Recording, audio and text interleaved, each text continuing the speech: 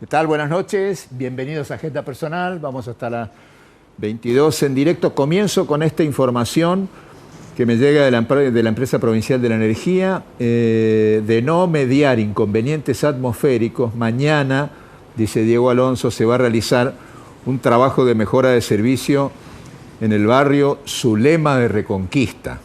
Por este motivo es necesario suspender el servicio a dicho barrio y a La Loma en el horario, atención, de 6:30 a 13 aproximadamente. O sea que van a estar toda la mañana sin luz en ese barrio. Esto lo informa la Empresa Provincial de la Energía.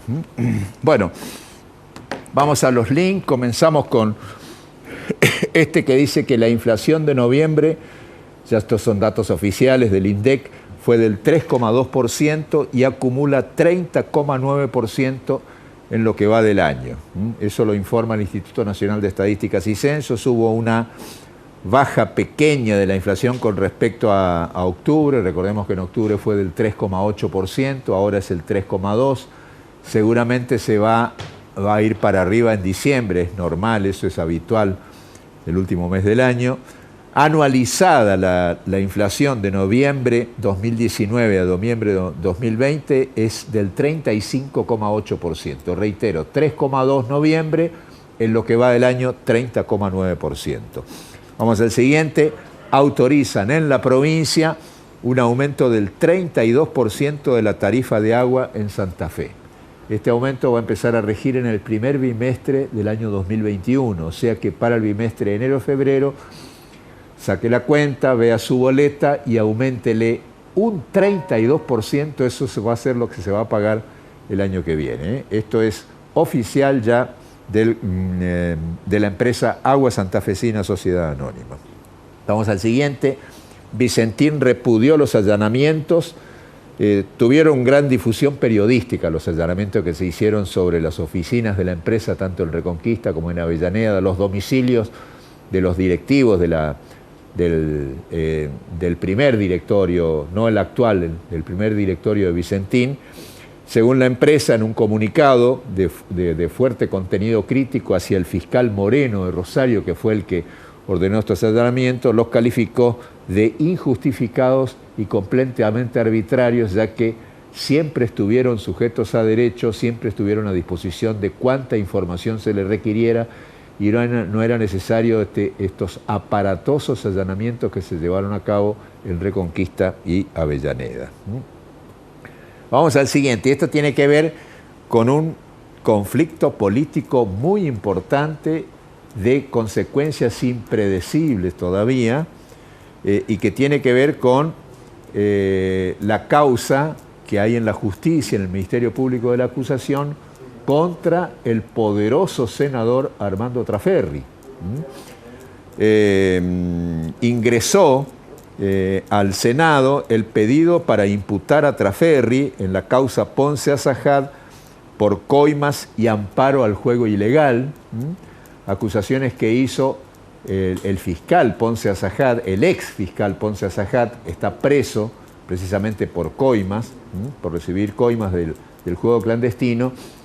Y en una extensa declaración que hizo, al estilo arrepentido, pero no bajo la figura del arrepentido, mandó al frente a Traferri y lo acusa de ser el coordinador de todo el juego clandestino en la zona sur de la provincia. Una seria imputación, aportó pruebas, aportó mensajes, celular, muchas cosas, ¿no? Y fíjense el siguiente, el fiscal Ederi dijo que sospechan, el que está a cargo de la causa ahora, Ederi y Schiappa Pietra, son dos fiscales que están a cargo de la causa, sospechan que Traferri es el organizador de una red de juego clandestino.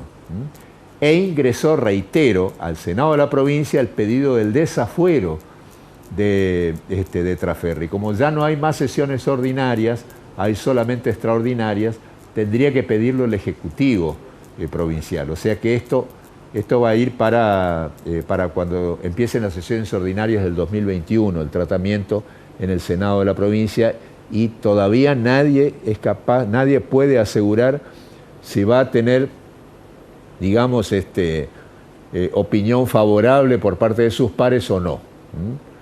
porque hay muchas cosas que develar en el Senado de la provincia, no solo en el bloque del oficialismo, sino en todos los bloques. Bueno, y vamos al siguiente, que a raíz de todo esto, el bloque del PJ en el Senado se partió en tres. 6 senadores siguen leales a Traferri, que preside uno de ellos, uno de los bloques.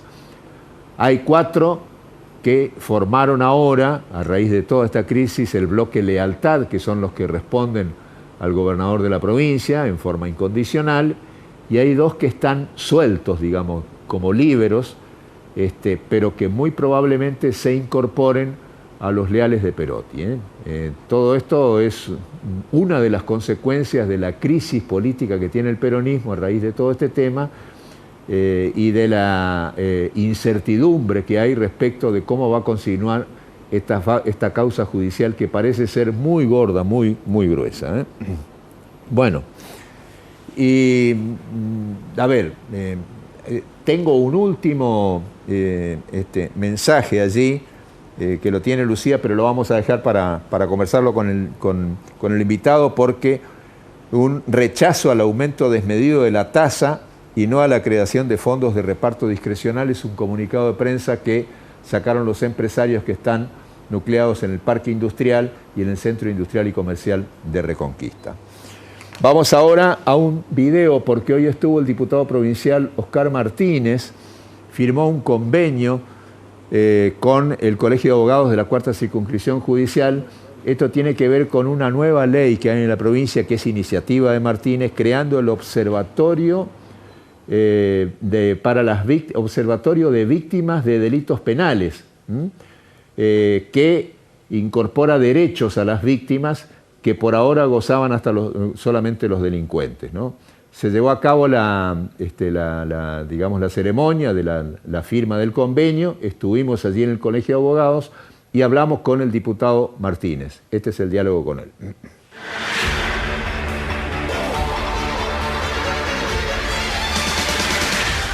Diputado provincial Oscar Martínez, el Observatorio de las Víctimas de los Delitos Penales es sin ningún lugar a dudas un avance en favor de las víctimas, que de esa manera mínimamente equiparan derechos con los delincuentes, ¿no? ¿Por qué el convenio con el Colegio de Abogados? Bueno, efectivamente uno de los objetivos que nos hemos propuesto desde el ámbito legislativo y desde el observatorio, coordinado con las asociaciones de víctimas, es poder tener en la provincia de Santa Fe una ley de derechos y garantías de víctimas de delito y sus familiares. Para a ese universo de personas que han sido afectadas por delitos de toda índole, que son cientos de miles de santafesinos, puedan tener en nuestra legislación efectivamente una tutela, desde el punto de vista de contar con una representación legal, desde el punto de vista de tener una asistencia desde lo psicológico hasta la atención en materia social, entendiendo fundamentalmente que una persona se encuentra en esa situación por la incapacidad del Estado, a la hora de garantizarle seguridad, a la hora de garantizar que se termine con la impunidad y a la hora de lograr que aquellos que violan la ley penal cumplan con la sanción respectiva. Vos recordarás que el Observatorio de Víctimas y la necesidad de abordar esta temática en la provincia surgió justamente a partir de las denuncias de lo que estaba produciéndose en nuestro territorio, de que delincuentes condenados por delitos graves en el norte de la provincia, como era homicidio doblemente agravado, abuso sexual, prostitución de menores, habían sido liberados bajo la excusa del COVID y sin garantizar la participación de las víctimas para no volver a tener que sufrir la situación que motivó justamente estar en esta situación de indefensión. La verdad que celebro y agradezco profundamente a las autoridades, principalmente a la concejal Sartor y al intendente por estar presente en este importante acto del observatorio y fundamentalmente al titular, a Pagano, al titular del Colegio de Abogados y a todas sus autoridades por permitir que la discusión de esta ley se pueda llevar adelante a través de una audiencia pública que esperemos que se celebre en el ámbito de este hermoso auditorio, donde van a poder participar todos los actores, gobierno provincial, el sector de la justicia, el sector de la Defensoría del Pueblo, las asociaciones de víctimas y también los profesionales que son auxiliares de la justicia y que van a tener que llevar adelante la tarea de equilibrar justamente el proceso penal y darle la legítima y justa defensa que las víctimas tienen que tener.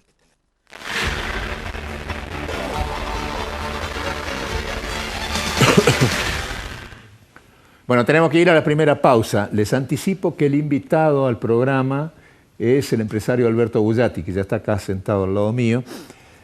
Con él vamos a analizar el tema de lo que es la tasa general de inmuebles y algunos fondos creados por ordenanza en el Consejo Municipal de Reconquista y que ha levantado mucha polvareda en estos días, ¿no? Tenemos la pausa ahora y después rescaté del Consejo el impecable discurso de la concejal Natalia Caparelli, la doctora Natalia Caparelli, que refuta el argumento del oficialismo para intentar justificar un aumento nada menos que del 54,2% para el año 2021, basándose en una ordenanza que había sido aprobada un año antes, como si esa ordenanza no pudiera ser modificada. Lo dice la concejal en un discurso que dura, yo rescaté una parte que dura 4 o 5 minutos, lo vamos a ver después de la pausa y lo analizamos con Alberto Bullati. Bueno, lo que vamos a ver ahora es el discurso de Natalia Caparelli en el Consejo, el día que se sancionó la ordenanza de aumento de la tasa general de inmuebles. Escuchen cómo refuta los argumentos oficialistas más el argumento de Pauletti, que se sumó, el concejal radical Pauletti, presidente del Consejo, y él desempató con su doble voto en favor de ese aumento de la tasa, con el argumento de que venía de una ordenanza ya votada un año antes, como si la misma no se pudiera modificar, ¿no? Porque lo que proponía Caparelli, que lo dice en el discurso, era otra cosa y no el aumento que se da de un solo saque a partir de enero que viene. Escuchamos el discurso.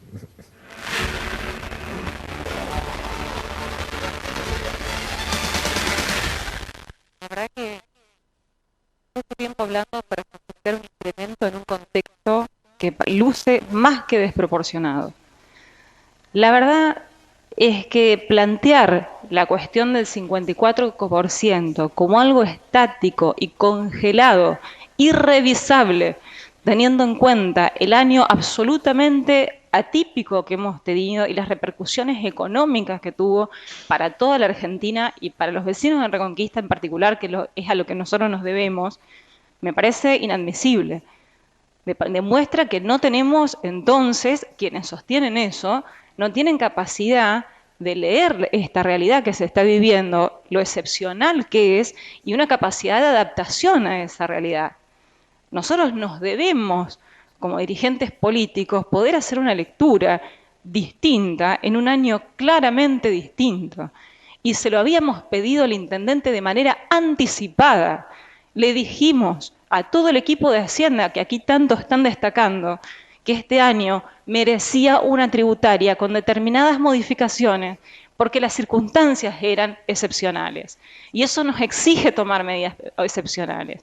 Y el Ejecutivo igualmente nos manda la misma tributaria que el año pasado, con distintos, lo único que se modificó son los incrementos. Entonces, vaya falta de creatividad y de búsqueda de herramientas para solucionar la situación a los contribuyentes. Parece que en Reconquista vivimos en un microclima económico absoluto, en donde cuando desde la nación, desde la provincia, desde los distintos municipios daban moratoria, nosotros no dimos moratoria. Y ahora, cuando todos los municipios están planteando incrementos que van desde el 20 hasta el 33%, en la mayoría de los casos consultado con todos los concejales de los distintos municipios de la provincia de Santa Fe, nosotros estamos incrementando, ustedes, no nosotros, un 54%, porque entienden que no podemos discutir lo del año pasado, No sé dónde está dicho que esa norma no se puede discutir, porque hasta donde sabemos, las normas son modificables por otras normas. Y encima, un 40,7% ahora modifican la propuesta para aquel que paga fuera de término. Entonces, no me digan que el incremento final no es del 94%. Aparte, la propuesta que están haciendo es engañosa. Y yo les voy a decir por qué es engañosa. Porque los vecinos pagan el 67% de los contribuyentes, más o menos pagan a fecha. De eso, un porcentaje mínimo, que si mal no recuerdo no era el 8%, son los que pagan. De ese 67, un 8% paga fuera de término, o sea, paga con el incremento. O sea que en realidad el municipio no resigna nada. Ni esos 2 puntos que están diciendo los va a resignar. Es una proporción mínima. Y lo que nosotros estamos proponiendo no es eliminar el 54% de incremento, que es lo que habíamos planteado en un primer momento, congelar la tasa. Pero entendimos que era una medida muy sacrificada en términos económicos. Y dijimos, bueno, vamos a tomar ese 54%.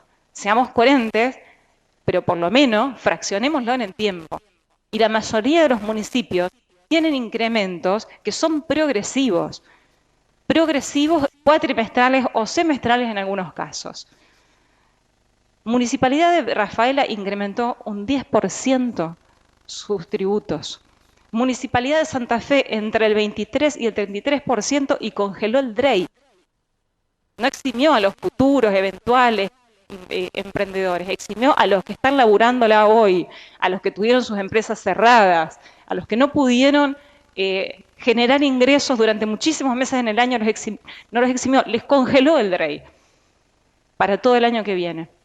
Todos los municipios tomaron medidas excepcionales, pero parece que los vecinos de Reconquista no se lo merecen. Entonces no voy a hablar con los que ya tomaron su decisión y bajo supuestos pretextos inentendibles en el contexto en el que estamos, van a obligar a los vecinos a pagar un incremento que no tiene razón de ser en el contexto económico que estábamos. No tiene razón de ser en el contexto económico que estamos, con el nivel de desocupación, con el nivel de pobreza que tenemos, y siendo que el municipio hoy económicamente no está en situación de emergencia como otros años. Claramente está en mejor situación económica que otros años. Y siendo que el principal costo del municipio en términos de gastos son los recursos humanos y los sueldos incrementaron solo un 20% en lo que va a la fecha.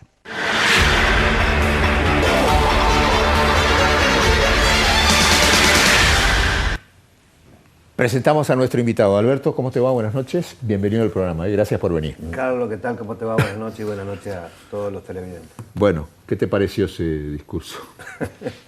El discurso de Natalia es impecable. Impecable. Yo no lo había escuchado, la primera vez que lo escucho. Me resulta contundente, impecable, sólido. Me enorgullece que pertenezca a la Unión Cívica Radical, así que lo único que puedo decir es que hay muy poquitas cosas que se podrían agregar a lo que planteó Natalia, pero me resulta, sí, te vuelvo a repetir, yo corrijo porque impecable, impecable, impecable. Corrijo un solo detalle, ¿no? 54,2% para los que pagan en término es el aumento. Se le agrega para los que no pagan en término, iba a ser el 40,7, quedó en el 38,7. Si vos sumas los dos acumulativamente, no es el 90 y pico. Un poquito es el más. 118%. Claro, es un poco más. O sea que el que pague fuera de término, un jubilado que a lo mejor no le acreditaron los haberes el 10, sí, sí, y se lo acreditaron el 11, que pasó muchas veces, que pasa muchas veces en el ANSES, va a pagar con un 118% de aumento. Es una locura. Los jubilados tienen un cronograma que terminan cobrando los que terminan su documento 9 allá por el 28, el 29 de cada mes. Sí, sí. Así sí. que esto puede ser. Bueno, pero esto se agrega, y por eso es la invitación que te formulamos, porque tenemos, Lucía, tiene que estar como foto, que es un documento que dice no al aumento desmedido de la tasa, no a la creación de fondos discrecionales. Ahí está, ahí lo tenemos en pantalla. Textualmente dice: las instituciones firmantes convocamos a todas las entidades, instituciones, asociaciones vecinales y a la comunidad para el día jueves 17 de diciembre a las 20 en la sede del Centro Industrial y Comercial de Reconquista, sito en Belgrano 1025, a un debate público ante el voraz y desmedido aumento de la tasa general de inmuebles y la creación irracional de una partida para el Consejo Municipal, la cual entendemos resulta innecesaria. Tiene la firma allí de todos las asociaciones empresarias, Corenosa, Centro Industrial y Comercial de Reconquista, de Avellaneda, están todos ahí, el sector empresario, no falta nadie. Sí, absolutamente todos, los mismos que tuvimos reunidos aquella vez que se conformó este grupo, aquella vez que estuvimos reunidos por el tema del acceso al parque industrial, y después por otras cuestiones. Nos empezamos a comunicar a raíz de esto, nos empezamos a comunicar por teléfono, y anoche tuvimos una reunión en el Centro Industrial. Cuando vos me llamaste para el programa, estaba ahí en la reunión precisamente, y todos coincidimos que estas dos cosas son directamente inaceptables. Directamente inaceptables. Por lo tanto, como no queremos ser solamente las instituciones y creemos que esto merece un debate absoluto y totalmente público, pensamos entre todas las instituciones que, bueno, convocar a una reunión mañana, el jueves, digo, a las 20 horas. Lamentablemente tengo que viajar mañana por una cuestión de trabajo a Rosario y no voy a estar, pero van a estar todos los otros dirigentes, que es suficiente. Se convoca a todas las entidades de Reconquista, a todas las vecinales de Reconquista. Hubo allí un debate porque decíamos, bueno, pero hay muchas vecinales que responden al oficialismo.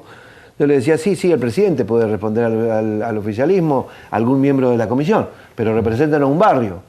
Y bueno, también invitamos a toda la gente, así que el vecino que quiera ir, yo le digo que vaya al vecino más allá de la invitación puntual a su vecinal. A todos los vecinos, invitamos a los periodistas para poder bien utilizarlos para hacer polea de transmisión en esta cuestión y decidir qué hacer. Porque en realidad hay dos cosas que son, como bien decía Natalia, absolutamente inaceptables.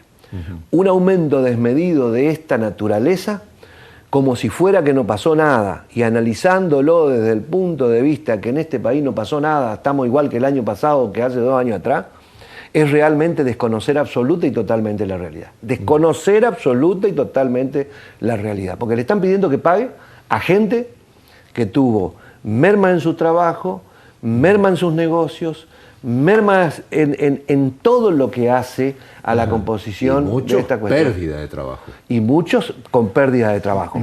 Pero yo le agrego una cuestión, hablábamos anoche.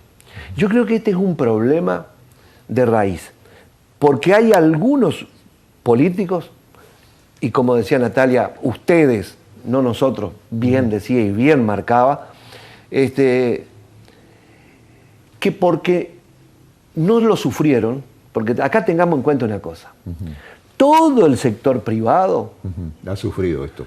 Todo el sector privado ha sufrido el año. Y bárbaramente. Y bárbaramente, todo el sector privado. El que tiene el más mínimo negocio, la más chiquita despensa, el más pequeño y el más grande también, han sufrido un año de una pérdida importante de ventas, ya no digo de ganancias, de ventas. Y muchos en forma extremadamente significativa, como por ejemplo los que viven de los espectáculos públicos. Ni hablar, los comedores, los bares, las confiterías, los espectáculos públicos, los músicos, todos han sufrido. Que increíblemente, pese a esa situación, siguieron pagando los impuestos. Correcto, correcto. Y este sector, el sector público, es el que no sufrió nada. Absolutamente. Al contrario, digo yo que se vieron beneficiados, porque al estar adentro de sus casas, no poder tantos meses no haber salido, porque tuvimos mucho tiempo, ahora estamos viviendo casi una normalidad, pero tuvimos mucho tiempo que no se podía salir, estaba todo cerrado, o sea, se produjeron menos gastos. Y siguieron cobrando exactamente lo mismo. Sí.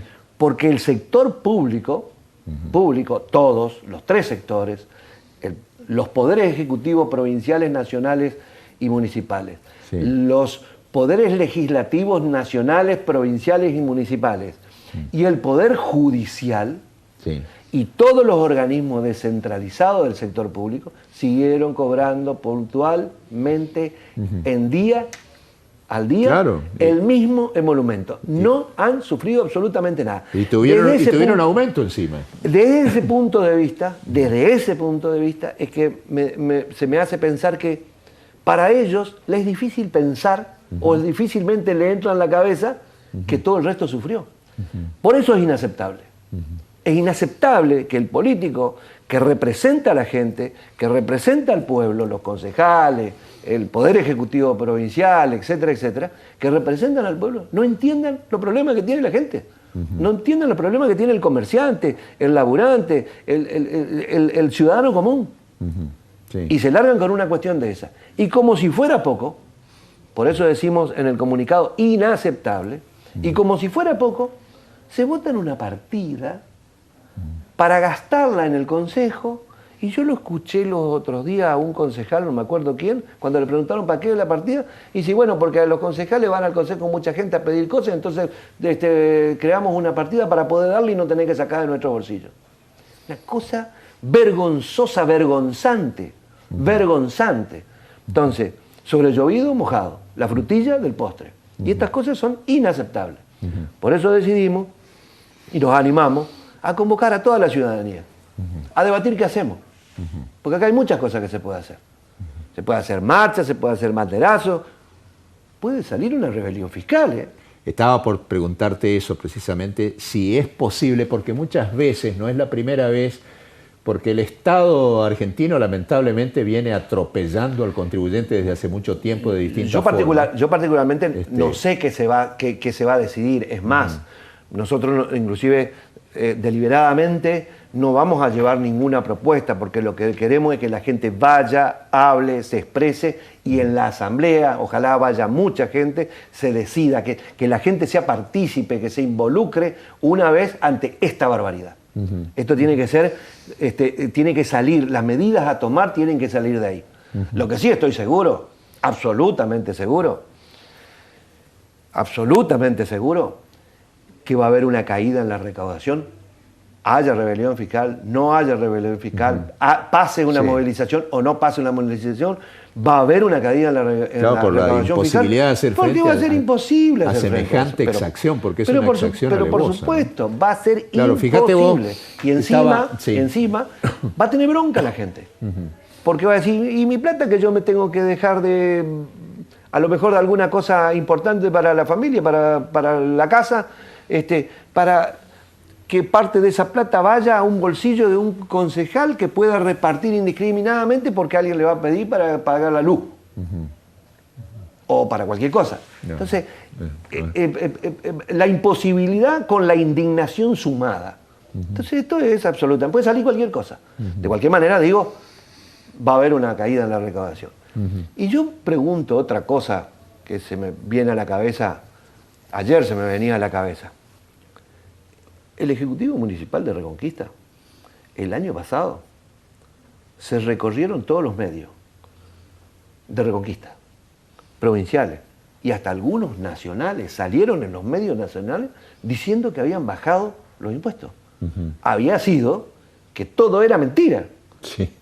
Todo era mentira, que no habían bajado nada. Al contrario, el que pagaba en términos y adelantaba el pago le rebajaban en un 5%, una cosa así. Un verso total, porque si venimos que el 54 no se puede decir, y ahora no se podía tocar, y ahora tenés un 30 y pico arriba, por Dios, la mentira es grandísima. No, encima hay una mentira grandísima. Es una barbaridad. Se suma esto a lo siguiente. Y digo algo más. Sí. Hay un concejal que votó el aumento, argumentando el 54 anterior y ahora este aumento, que era el secretario de Hacienda y el que recorrió el país haciendo alaraca de que había bajado los impuestos. Sí. Realmente. Sí. ¿Qué querés? Es el concejal Correa al que estás haciendo referencia. Correcto. Se suma esto a otro detalle que lo citaba Natalia ahí y que anteriormente en la misma sesión lo había citado Coco Báscolo, ¿no? La municipalidad, contrariamente a lo que ocurría antes, porque el mayor gasto que tiene la municipalidad es en personal, porque tiene el doble de gente de la que necesita. O sea que un aumento con cláusula gatillo, como fue el año pasado, los mató a los municipios. Y en cambio este año, con la gente que siguió pagando las tasas, siguió pagando los impuestos, y tuvieron solamente un 20% de aumento, ¿no? Y que lo tuvieron ahora recién en los últimos meses.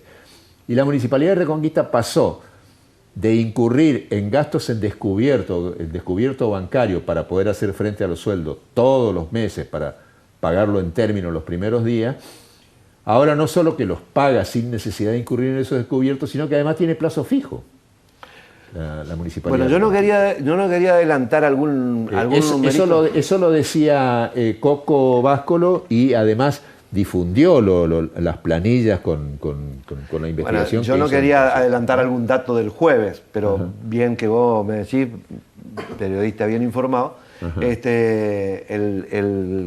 Colegio de Ciencias, el Colegio de Graduados en Ciencias Económicas, que también participa en este comunicado y van a estar mañana en la reunión. El jueves. El jueves, digo, en una reunión, por favor, el jueves a las 20 en el Centro Industrial y Comercial. Ha hecho un estudio y va a llevar datos de precisamente de la marcha de la recaudación no solamente de la recaudación, sino del superávit que tiene la municipalidad ahora, que podría tranquilamente no hacer uso de este terrible aumento y poder seguir manteniéndose, porque y sacado del presupuesto votado municipal para el año que viene. Son números muy contundentes que van a poner al descubierto que esto se podría haber evitado total y absolutamente. Teniendo en cuenta estos detalles.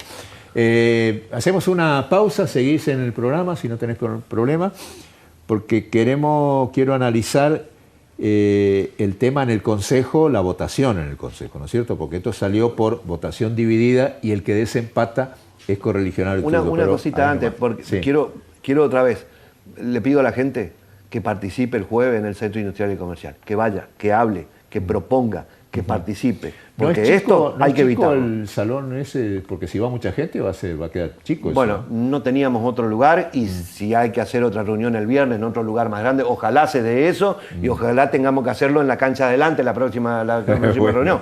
Ojalá sea así. Pero bueno, vamos a empezar por esto, ¿no?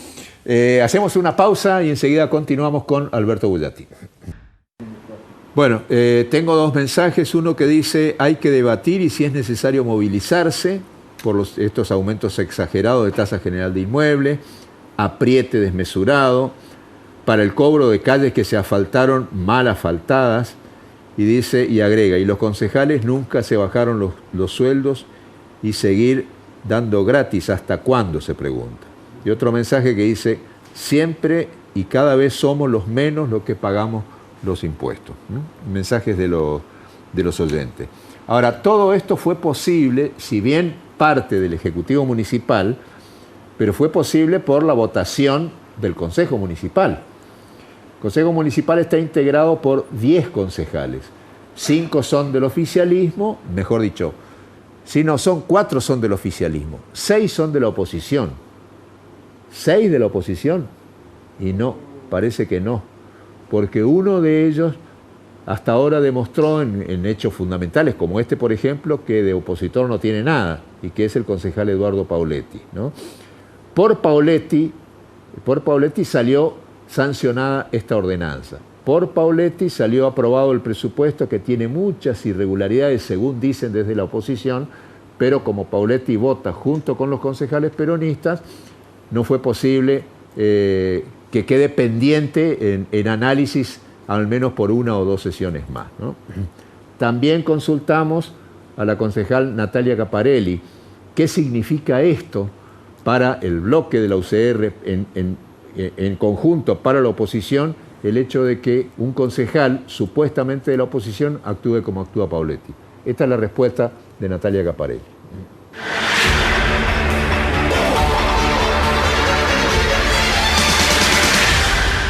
Quedamos en una situación de debilidad, como sucedió ayer en el Consejo, y de la manera en que se eligieron las autoridades.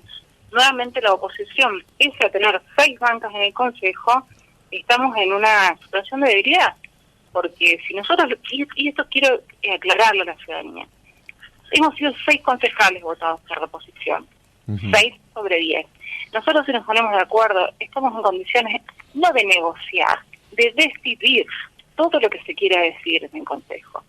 Respecto a la tributaria, respecto al presupuesto, respecto a las autoridades del Consejo, estamos en condiciones de imponernos.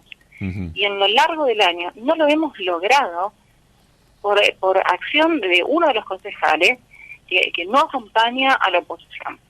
Y esto es lo grave, y esto es lo que nosotros visualizábamos en diciembre del año pasado, cuando se hizo el escándalo que ocurrió al momento de elegir las autoridades del Consejo. Nosotros preveíamos lo que iba a pasar, que eran las consecuencias institucionales y políticas que iba a tener ese hecho tan terrible que pasó en diciembre pasado cuando se elegían las autoridades. Y cuando termina arreglando el PJ con un concejal de la oposición para darle la presidencia. Lo hemos advertido, eso fracturó la oposición, nos quitó fuerza como oposición, lo hemos sufrido a lo largo del año, y esto vuelve a ser un capítulo más de aquello que empezó en diciembre del año pasado.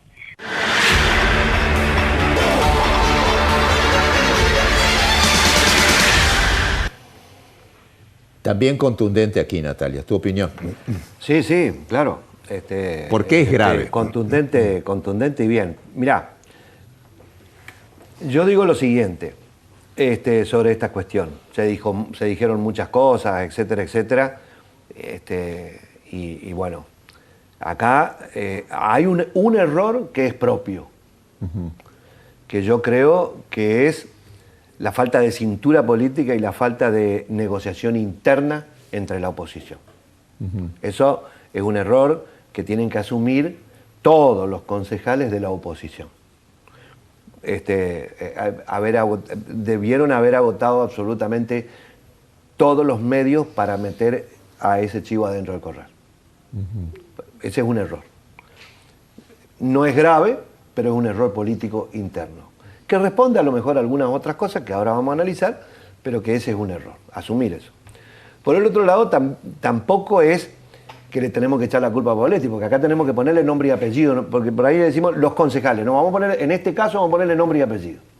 Son los 5 concejales, ¿cuántos tienen? 4. Los 4 concejales justicialistas, nombre y apellido, los 4. Más todo el Poder Ejecutivo, el intendente y los secretarios, porque es un mensaje del Poder Ejecutivo. No es una ordenanza que salió por obra de algún concejal. No, esta es una ordenanza del Poder Ejecutivo Provincial. Vamos a ponerle nombre y apellido. Municipal. Municipal. El intendente, el secretario de Hacienda y los secretarios hicieron la ordenanza tributaria y la mandaron al Consejo. Primeros responsables de la barbaridad del aumento. Primeros responsables. Nombre y apellido. Segundo, los concejales, nombre y apellido de los concejales que votaron la ordenanza del intendente. Y el tema de Pavoletti, que debió haber hecho. Yo digo, los radicales de siempre, y que estamos adentro del partido siempre, que en alguna oportunidad fuimos funcionarios, yo hace 20 años que dejé la función política, 20 años. No lo podemos entender porque nunca se nos hubiese podido ocurrir que yo fui presidente de un bloque de 18 diputados. Y presidía un interbloque de 22 diputados, porque teníamos 2 del socialismo y 2 de la democracia progresista. De los 50 éramos 22. El oficialismo, el justicialismo pone 28 según la constitución nuestra. Nosotros nunca votamos, yo no permití en una negociación nunca que votemos absolutamente ninguna ley que no sea de conciencia, como fue en aquel momento el tema de la prohibición de fumar. El resto votábamos, consensuábamos, discutíamos, debatíamos, pero íbamos al recinto a votar todos juntos. Porque el rol de la ciudadanía nos había puesto que debíamos ser opositores y contralor. El rol que le puso a los 6 concejales, a los del PRO y a los radicales, sean de Cambiemos o sean del Frente Socialista, el rol es de oposición y de contralor. Por lo tanto, debieron estar en ese recinto. Los radicales que tuvimos así, cuando Cobos y muchos radicales se fueron a aquella transversalidad que los sedujo Néstor Kirchner, sí, nos enojamos mucho con todo eso. Cuando Cobos decide en la 125 con el voto no positivo decir, estoy equivocado en lo que hice, me vuelvo a mis raíces, me vuelvo a mi origen, voto por la racionalidad, por la paz, por la tranquilidad, me doy vuelta y voto, decide a favor de la gente. Este chico hizo lo contrario. Sí. Este chico hizo lo contrario. No hizo la de Cobos. Hizo lo contrario. Se quedó, hizo la de Leopoldo Moró. Claro, se quedó de aquel lado. Pero esto también responde, Carlos, a un problema que tiene la Unión Cívica Radical en la provincia de Santa Fe. La provincia de Santa Fe, en la provincia de Santa Fe los radicales tenemos un problema. No puede ser que un grupo de radicales estén en un lado y otro grupo estén en otro lado. La Unión Cívica Radical es un partido nacional, no es una confederación de partidos provinciales. ¿No se puede entender esto? Es fácil. Salvo que haya demasiado intereses personales de los dirigentes para interpretar lo que es imposible interpretar en la Unión Cívica De esa Radical. forma estás echando mayor responsabilidad entonces a los radicales que están aliados con los socialistas. No, a los dos. Porque el Partido Nacional en la Sí, convención de Gualeguaychú decidió ir en una alianza con la coalición cívica y con el PRO. Y hubo una elección interna. A eso iba. Es un partido nacional. Tiene una convención nacional que tiene delegados de cada una de las provincias, igual cantidad de diputados. Por lo tanto, esto en la provincia de Santa Fe no se pueden hacer los distraídos de seguir actuando como están actuando los radicales, o como estamos actuando los radicales. Debemos unificar, debemos debatir. Si se decide a nivel lo que decida a nivel nacional hay que acatar. Y este es un problema. Porque yo escuchaba los otros días también a Pauletti, nosotros los del Frente Socialista, no hermano, vos sos del Frente Socialista, bueno, sos socialista. Progresista. Del Frente Progresista. Pero sos radical. Y el radicalismo dice otra cosa a nivel nacional. Te guste o no te guste. Yo era de Luis Agustín León del MAI. Está bien. Y cuando ganó Alfonsín éramos todos Renovación y Cambio. A raíz de eso, precisamente, ¿es posible, en aras de una unidad ficticia y en medio de diferencias ideológicas, porque acá son diferencias muy profundas? Porque, mirá, escúchame, Pauletti frenó por 2 sesiones el rechazo a la expropiación de Vicentín. Frenó por 2 sesiones. Sí. Y en la tercera votó, ¿sabes? Y él mismo lo dijo, para que no me critiquen. Bueno, puede haber alguno, pero yo te digo una cosa. Y está en un grupo que se llama Radicales Libres, que adhiere al gobierno de Alberto Fernández. Sí, correcto. Sí, por eso digo. Acá tienen que decidirse algunos. Y hay algunos, este caso de Pauletti. Carlos, los miro hacia la cámara por si me están escuchando. ¿Vos creés que el Dionis Carpín, que Héctor Cusit, que Chacho Marcón, te sigo haciendo la lista de Avellaneda, son ideológicamente afín al gobierno nacional? No, y están en el Frente Progresista. Entonces, hay muchos, algunos se quedarán, y bueno, está bien, se quedaron, Moró se quedó para allá, habrá algunos, a lo mejor de este lado también quedarán algunos, pero tenemos que el radicalismo tiene que en la provincia de Santa Fe solucionar el problema interno que tiene, porque en la provincia de Santa Fe, radicales libres. ¿Quién les dijo? Ahí está Jacinto Esperanza, Claro, pero ¿quién les dijo que los radicales somos libres? Libres de la libertad, sí. Pero nosotros tenemos un partido político, tenemos afinidades éticas, afinidades ideológicas, tenemos una convención nacional, tenemos un estatuto del partido, tenemos funcionamiento, tenemos elecciones internas. ¿Libres a qué? ¿Al pase para ver qué equipo me lleva? Eso no existe en la Unión Cívica Radical como yo la considero, como yo la concibo. Está bien. Para el lado que sea, pero tiene que estar junta. Por radio me dijiste que propondrías la expulsión de Pauletti. Sí, por supuesto. Si yo tendría algún cargo partidario, propondría la expulsión de Pauletti, propondría la expulsión de Ricardo Alfonsín, propondría la expulsión definitiva de Leopoldo Moró y algunos otros más. ¿Crees que podrían avanzar en eso aquí? Y no lo sé, porque esta es una cuestión Yo tengo de la impresión de que no, pero bueno. Yo no lo sé, no sé cómo está el feeling interno allá dentro del partido. Está bien. Tengo una última pausa y me van a quedar muy poquitos, a lo mejor 1 minuto o 2, para hablar de la crisis del Senado de la provincia, teniendo en cuenta la causa Pipi Traferri. Vos conocés mucho de esto, por eso quiero, aunque sea en 1 minuto, que me digas sobre eso, pero tengo que hacer la última pausa. Pausa, ya volvemos. Bueno, está pesada la cosa en el Senado de la provincia. Está pesada la cosa en el peronismo, la causa Traferri, un fiscal que está preso a modo de arrepentido, no bajo la figura de arrepentido, pero en una extensa declaración lo manda al frente a Traferri como que es el verdadero organizador y coordinador de todo el juego clandestino de la zona sur, San Lorenzo, Rosario. Traferri que lo adjudica toda una maniobra política de Marcelo Saín, critica al Ministerio Público, hace la clásica de los políticos cuando están acusados de corrupción, una maniobra política en contra de ellos, ¿no?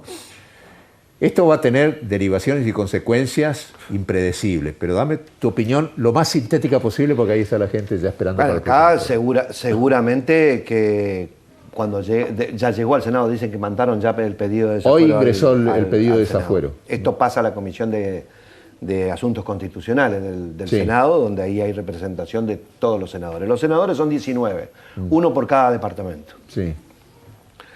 Bueno, seguramente ahí se analizarán las escuchas y todas las pruebas que ha señalado el fiscal. Y después, obviamente, que tendrán que... acá va a pasar lo que pasó en alguna oportunidad, me acuerdo cuando yo era diputado, lo que pasó con un juicio político que se le pidió a Decio Ula, que era el presidente de la Cámara de la Corte Suprema.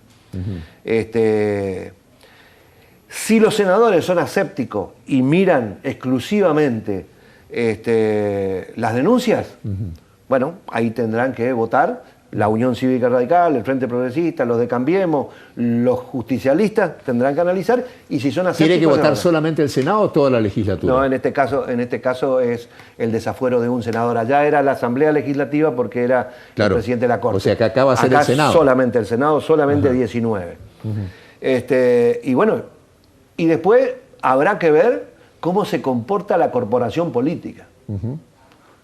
Que yo espero que la corporación política se comporte por abrir y que sea público y levantarle lo que debería pasar era que como está en la justicia le saquen los fueros, le saquen los fueros y que vaya hasta el hueso y que la justicia y que se ponga a disposición de la justicia y que vaya. Nosotros tenemos un ejemplo clarito que es el ejemplo de Angelós. A Angelós lo acusaron en Córdoba de cualquier cosa. Sí. Había sido, en ese momento era senador. Él pidió su desafuero, Sí. se sometió a la justicia y después de 1 año y 6 meses que Córdoba se quedó con un senador menos, Sí. la justicia lo absolvió y volvió concretamente al Senado. Bueno, acá debería pasar lo mismo. Los senadores no deberían proteger, los senadores deberían levantar los fueros, Sí. que vaya a la justicia, que se someta a la justicia, y si es inocente, con títulos así de grandes, Sí. que se lo declare inocente y que vuelva al Está Senado. bien, eso es lo que tendrían que hacer el Senado, porque Traferri no dio señales de que va a hacer eso, de que va a hacer lo mismo que Angelós. Por eso te dije, hay que ver cómo se comporta la corporación política. Porque me acuerdo, en aquella oportunidad que votamos en la Asamblea Legislativa, nosotros fuimos por esta postura de que la justicia avance y que se le inicie el juicio político. Acá y el justicialismo lo protegió. Bueno, acá hay que ver si funciona así o si hay un sector del Senado que lo proteja. Gracias, Alberto, por estar aquí. Nos pasamos de roja con el horario, le pido disculpas al programa siguiente. Nos vamos, nos reencontramos en una semana. Chau, hasta entonces, muchas gracias.